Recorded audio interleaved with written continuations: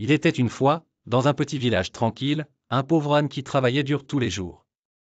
Il portait de lourdes charges, tirait des charrettes pleines de marchandises, et pourtant, il n'était jamais vraiment heureux. Pourquoi? Parce que, malgré tout ce qu'il faisait, ses maîtres n'étaient jamais satisfaits. L'âne avance péniblement, tirant une charrette pleine de foin. Son premier maître, un fermier, marche à côté de lui, l'air mécontent.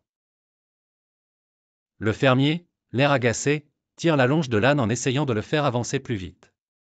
Dépêche-toi, âne. Tu es trop lent. Avec toi, je ne finirai jamais la récolte à temps.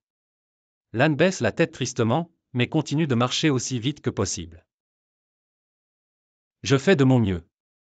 Mais ce n'est jamais assez pour lui. Peut-être que je serai plus heureux avec un autre maître. Le fermier tire l'âne de plus en plus fort, mécontent. Finalement, l'âne se dit qu'il vaut mieux partir. Il se libère de la charrette et part à la recherche d'un autre maître. L'âne arrive près d'un magnifique jardin, où un jardinier arrose ses plantes. En voyant l'âne arriver, le jardinier sourit.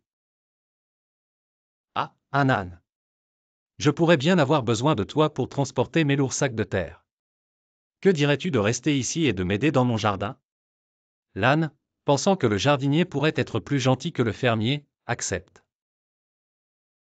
Oh, merci. Peut-être qu'ici, je trouverai enfin un peu de paix. Le jardinier attache 2 lourds sacs de terre sur le dos de l'âne. L'âne, heureux au début, commence à avancer, mais très vite, il se rend compte que la charge est encore plus lourde. Dépêche-toi, âne. Les plantes n'attendent pas. Si tu ne transportes pas cette terre plus vite, mes fleurs ne pousseront jamais.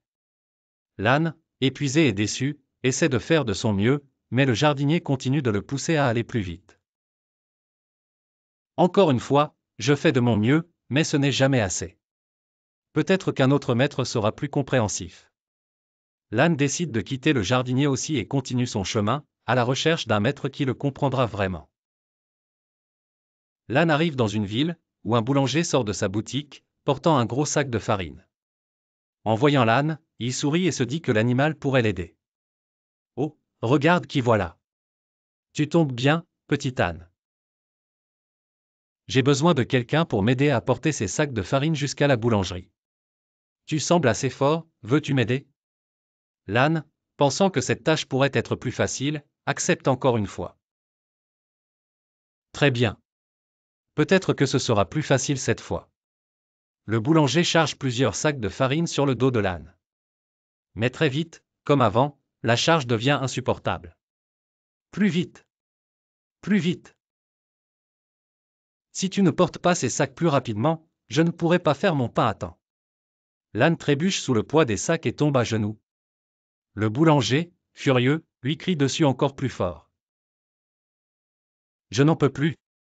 Je fais tout ce que je peux, mais aucun de mes maîtres n'est jamais content. L'âne décide alors de fuir la ville, se sentant complètement épuisé et sans espoir. Il erre seul, sans savoir où aller.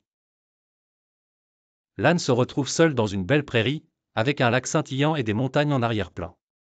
Il s'assied, la tête basse, pensant à tout ce qu'il a vécu. Mon Dieu, pourquoi? Je ne peux pas trouver un maître qui m'apprécie pour ce que je suis. Je fais de mon mieux, mais c'est toujours insuffisant. Soudain, une vieille chèvre apparaît, broutant calmement près de lui. Elle le regarde avec bienveillance. Ne sois pas si dur avec toi-même, petit âne. Chaque maître a ses attentes, et chacun veut quelque chose de différent.